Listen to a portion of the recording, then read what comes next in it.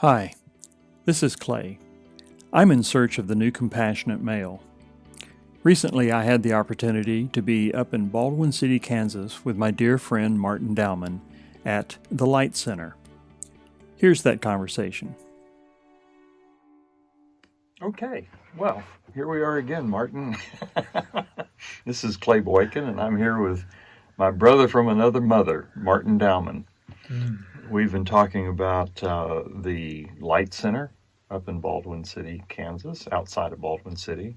And we've been talking about the Men's Fellowship Network, Circles of Men Project, which started in Austin, Texas, and has now grown. And one of the places that it's grown has been up to Lawrence, Kansas.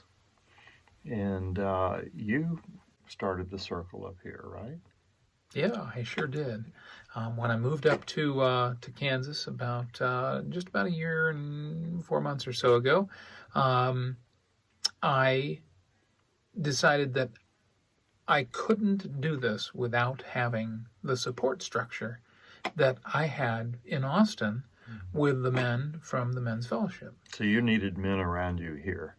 And I needed the ability to be able to get vulnerable, to not play the game that we males do, which is to buck up and to white knuckle it through the crap and that kind of thing. And there were certainly a huge number of difficulties for me in moving, not to mention the stress of a move, a change of job, change of everything that's going on around me, but also to land in a spot that I had never thought of being in. I've been living in, apartments and townhouses and all these beautiful spaces. You're a city boy. I was a city boy, and all of a sudden I am 15 minutes away from the nearest grocery store, and that's 15 miles or so of distance. Dirt roads, and lots of chickens and the rabbits and the bunnies and all the other things that were out there at the time. Wood burning stoves. Yes, well, I made it through that horribly frozen winter last winter, and this one's not nearly as bad. But boy, I'm telling you, I'm so much better at starting those fires in that stove, and it just warms me. Well, now down in Texas, you know what I have to do during turn the air conditioner down to 69, and then crank up the fire so you can hit 72. There you go. Well done, sir. Yes, indeed. A little different up here, isn't it? Yeah, it is. It is, definitely. Well, so tell me more about the men's circle that you started. So the men's circle, it was one where I knew that I needed to have the power and the connection that I felt in Austin. And when I made that decision and had claimed a date, I invited you to come up to start that, and as you came up for that first time, we'd put the word out on multiple levels, and we had over 10 people, maybe 15 that were there, and it was sort of one of those just beginning to connect type of a things, and at the time it was like, I could breathe. Yay, we've got this started. And that was in February, I believe, of last year. So we're coming up on a year. Gosh. And so with that, the process of what we do in Lawrence is almost identical to that which we do in Austin, which is that we always start with a meditation for about 4 or 5 minutes, and I use different music and that type of thing, or none, as it feels is appropriate. Now, why do you start with a meditation? Because we've started a couple of meetings down in Austin and forgotten to do that, and those suck. They just plain suck. What it really boils down to is, the purpose for that is for us to put down our baggage, the stuff that we carry around with us for work or for whatever it is. Briefcases, our swords, our shields, our iPhones, all that Right, stuff. the people that cut you off in traffic on the way there. Leave all that alone. And it takes a moment for you to go within and allow for that not to be the thing that you have to talk about now. Right.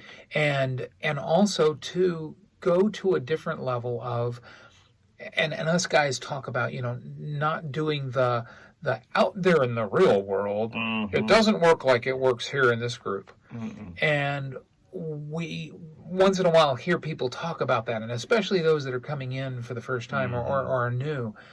But after a little while, this becomes reality. Yeah. This becomes the real deal. This is the new norm. Yes, absolutely. For us. Mm-hmm. And in that process of that awareness that comes about in this, what happens is we show up in the world from our heart. Yeah. Even when you're in the line at the grocery store. Yeah. And I needed that, and the guys that had come to that opening, that first time that we did that, felt that call also. Yeah. And we've had a core group of about 5 or 6 guys that are there on a regular basis. And they sort of support the process of making sure that even if I happen to be in South Africa, working with the program that I Love Light over there, even when I'm gone, they carry it on. And the fact that, I would go to South Africa in September of this year and be gone for almost a full month. Right. And yet the men's fellowship met anyways and continued to have topics and continued to communicate and be there for each other, show up, was amazing. That says it's not about me. Right. I needed to start this. Right. It's about the group. And it's about, not the group, but the gathering, really. Yeah. Because when we have groups, you can be in the group or out of the group. But when we have gatherings, we put out that topic and they show up because that's where they're at. Yeah. And there isn't a judgment and there's no roster they have to sign up to or anything like that. One of the things for me is not feeling the pressure that I'm leading the circle. Yes. That I'm there to teach something.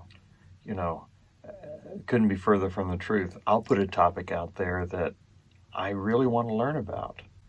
I may watch a YouTube video. Well, that really makes me an expert, doesn't it? Yes. Absolutely.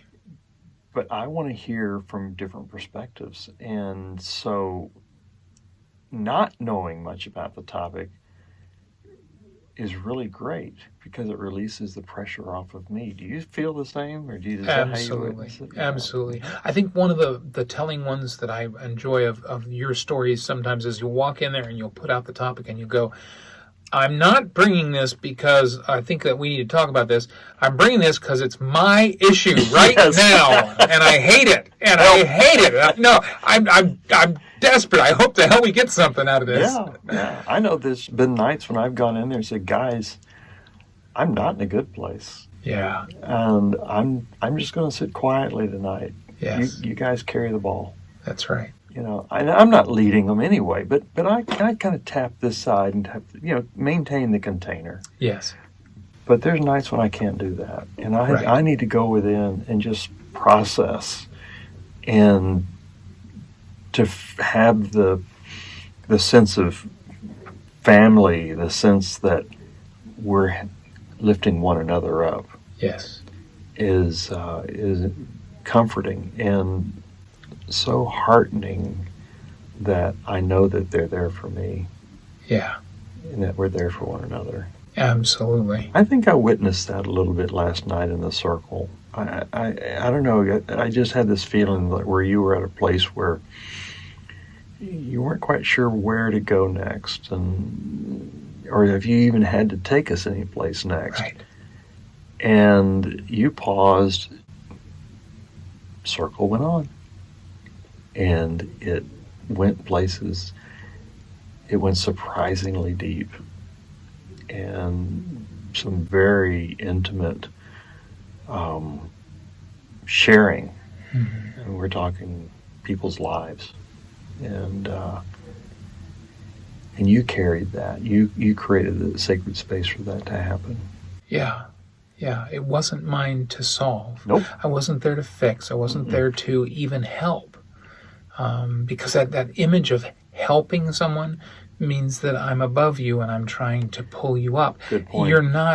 You're not below me. Mm-mm. I'm right there with you, and that holding space really means that we're on level. Yeah. No matter where we're at in that process. Yeah. That's wonderful. Yeah. Well, is there anything about the circle and about these men that we haven't touched on that you'd like to share? Go ahead. No, go. Well, I was going to say, so how do people get in touch with you if they want to come join the circle? Oh, absolutely. Well, they can go to the Men's Fellowship Network website. Mensfellowship.net is the website, and there's a spot there for being able to put in your email to be able to get the newsletter. That's right. And every week we put out a topic, and you can sign up for the Lawrence one or the Austin one, or both, and some of our guys definitely do that. In fact, they frequently will say, "Well, Clay's topic was this down in Austin, and your topic was this, and we're good with that, But you might want to pull up this. It gives that opportunity to for you to understand at least a little bit about what the topic is. Maybe watch a video. Maybe understand a little bit more about that before you show up. And then what blows me away is that even when I watch the video, even when I'm the one that was picking the topic. When we get started, it goes places that have nothing to do with what I could have come up with in my head. Yeah. And it's exciting to have that happen because it means that we're all bringing ourselves to this, as opposed to it being a canned, I'm here to teach you how this works kind of a thing. That's right. And it's not a dialogue between people.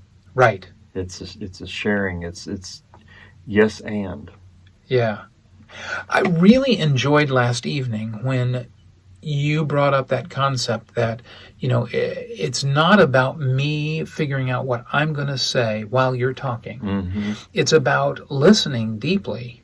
Yeah. And then when you finish speaking, the pause for maybe 3-5 seconds, just enough time to acknowledge that I've picked up what's going on, to be able to even speak to what it is that you've just said as the beginnings before I get into wherever it is that I'm going to go with it.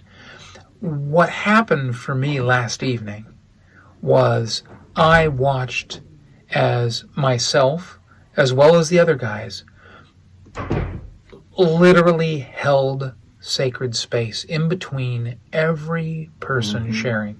And it was a process of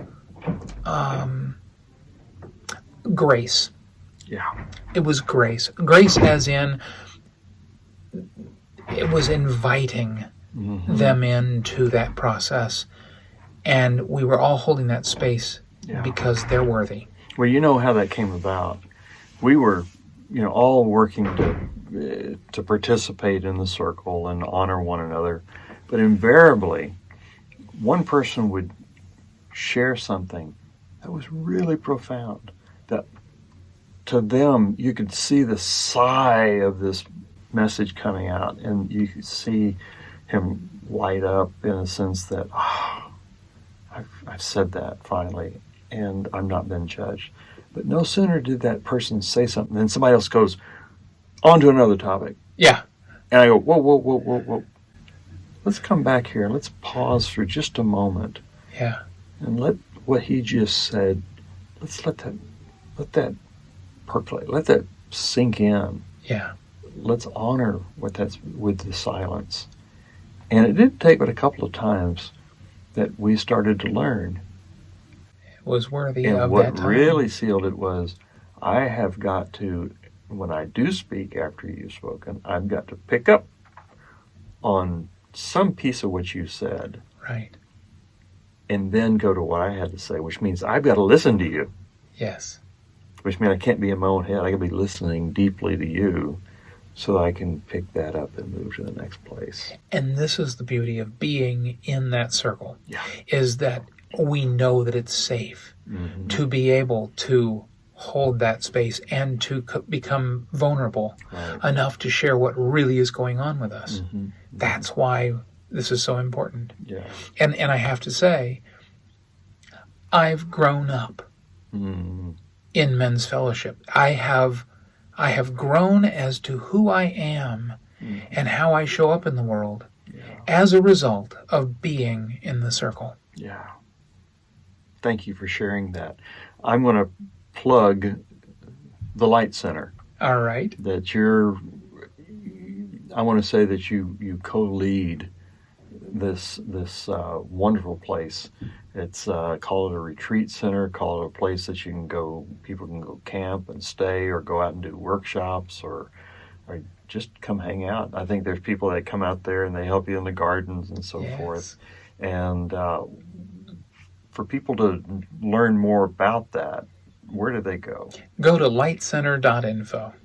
Or you can just email us at info@lightcenter.info. info@lightcenter.info. Yeah. And that you'll be the one that gets that email. That's right. Well, actually, myself and the whole leadership team. So just, reach out. Yeah, lightcenter.info. I know there's a beautiful video on there that really, I think, captures the essence of the magic that's at that place. And it's outside of Baldwin City, Kansas. And I invite everyone to come there. I know I just thoroughly enjoy being there and look forward to every time I can come up and spend time there. And of course, spend time with you and with Kelly. Absolutely. Thanks.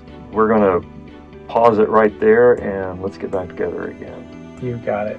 Thanks so much. Thanks, Martin. All right.